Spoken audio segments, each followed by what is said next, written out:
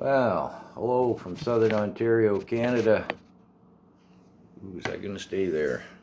It's January 1st, 2022. I wish I could wish my fellow Canadians a Happy New Year, but I don't see it going to be very happy here in Canada.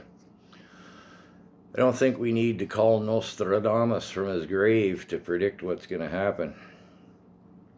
Trudeau will continue his pursuit of a dictatorship. That's, that was an easy one.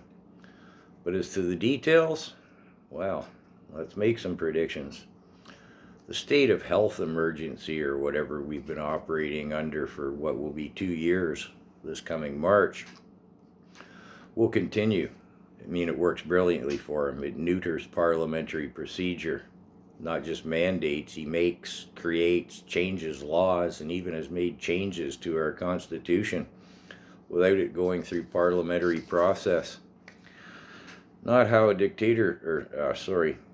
how a dictatorship works, not how a democracy works. We'll have continued pressure to participate in the experiment, despite that this violates our Constitution and our Charter of Rights in many ways. I mean, it works great for him in so many senses, right? Social division, tension, stress, fear-mongering. And he makes money from everyone, right? Yeah, this is good. He'll enact the gun ban.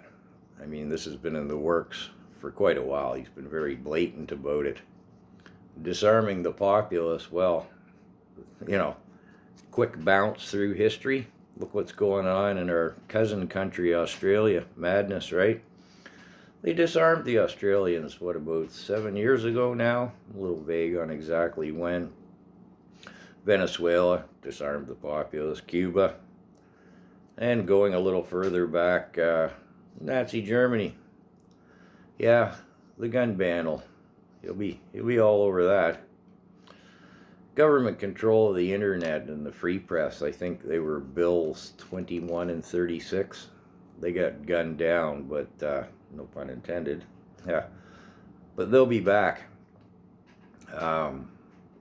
No free speech, no democracy, right? Little side note as regards to changing in the Constitution and our freedoms as a whole. There's restrictions now on where we can peacefully protest. Well, those restrictions will escalate until the point where we simply can't have peaceful assembly and the freedom to protest. Yeah. Oh, yeah, we'll have the continuance and escalation of the wide-open immigration policy and the pursuit of the fiscal collapse as he continues to print, squander, give away, and steal money. There's a correlation there between the wide-open immigration and our economic problems, as well as the social division, blah, blah, you know what I mean.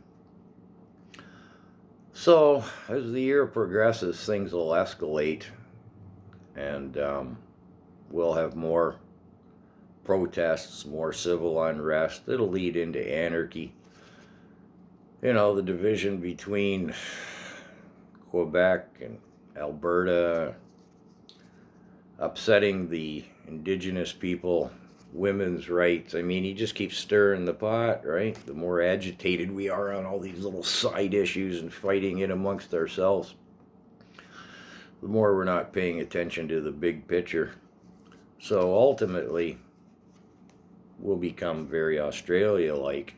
And at that point, he'll have nothing to do but step in with ultimate government power to save the country. Yeah. Yeah, I know. Not a happy new year. So what do we do about it? Take off your mask. Put a sign on your yard that says, I won't comply, stop complying. We need to realize and know how many of us see through this. and gain strength through unity. Well, I genuinely do wish us a happy new year, but it's time to put fear aside, grow a spine, get some intestinal fortitude, and stand up. We're coming to the end of the rope here, people.